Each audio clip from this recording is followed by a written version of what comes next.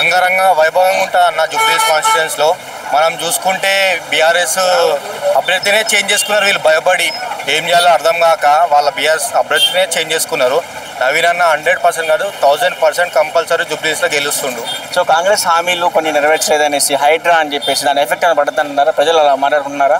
అన్న ఎఫెక్ట్ ఏం పడదు అన్న. ఆల్రెడీ మనము కాంగ్రెస్ ప్రభుత్వం సన్న బియ్యం ఇచ్చింది, ఫ్రీ బస్సులు ఇస్తుంది, ఉచిత కరెంట్ ఇస్తుంది, ఇంకా రాను రాను మంచి మంచి పనులు చేస్తుంది.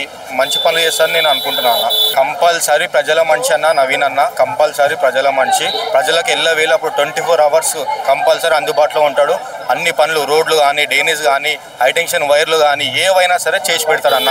ఒక కాల్ కొడితే నైట్ అయినా సరే 24 hours ఎప్పుడైనా వస్తాడన్న. సో బీఆర్ఎస్ తరపున చూస్తే సొంత మేడం కానీ అండ్ విష్ణువర్ధన్ రెడ్డి కానీ ఇద్దరు పోటీ చేసే అంటే ఎవరు కన్ఫర్మ్ కాలేదు. నేను ఎట్లా చూస్తారు? ప్రజలు కన్ఫ్యూజ్ అయిపోతున్నారు కదా అన్న. గత 10 సంవత్సరాలుగా బీఆర్ఎస్ పాలన ఉండే మాగంటి గోపీనాథ్ గారు వెంగళరావు డివిజన్లో 40,000 ఓట్లు సృష్టించిండన్న.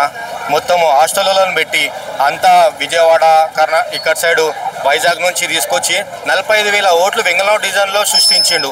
అతను సృష్టించిన ఓట్లు మొన్న కేటీఆర్ అంటుండు 40,000 ఓట్లు కాంగ్రెస్ చూసింది, కాంగ్రెస్ చేసిందని. కాంగ్రెస్ ఎక్కడికేం చేసిందన్న?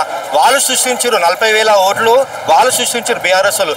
కాంగ్రెస్ మాత్రం ఇలాంటి దొంగ ఓట్లు సృష్టించలేదు. అంటే లోకల్గా నవీన్ అన్న మీద కొంచెం నెగిటివిటీ వస్తుంది, అంటే ఫేక్ ఓట్ల గురించి మీరు ఎలా వేస్తారంటే కాంగ్రెస్ అనట్లేదు, నవీన్ అన్న గురించి మాట్లాడుతున్నారు అన్న. ఫేక్ ఓట్లు అసలు ఎప్పుడు చేపలేదన్న. ఫేక్ ఓట్లు చేపిస్తే కొత్త వస్తాయి కదా.